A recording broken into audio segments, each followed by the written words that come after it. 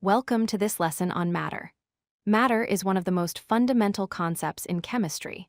It's the building block of everything we can touch, see, and measure in our physical world. Understanding matter is essential because chemistry is essentially the study of matter and how it changes. So what exactly is matter? Matter is defined as anything that has mass and takes up volume. This is a simple but powerful definition. If something has mass and occupies space, it is matter. Both of these properties must be present for something to be classified as matter. Let's break down the first property, mass. Mass is the amount of matter contained in an object.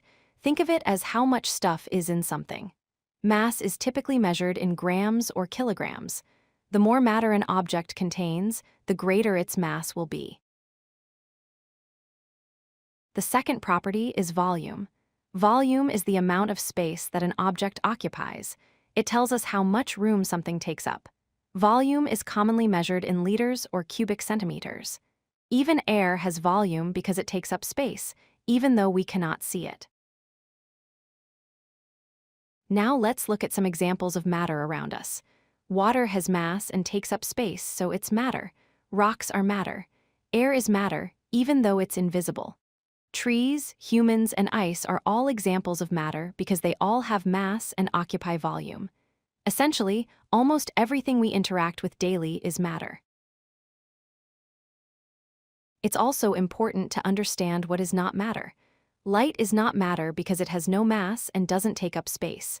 Heat is not matter. Sound is not matter. These are all forms of energy, not matter. Energy can travel through matter, but energy itself is not matter. Chemistry is the study of matter. Everything in chemistry revolves around understanding what matter is made of, how it behaves, and how it changes. By understanding matter and its properties, we can explain the world around us and predict how substances will interact. This is why matter is the foundation of all chemical science. If you like this video, hit that like button and don't forget to subscribe. Visit CodeLucky.com for more such useful content.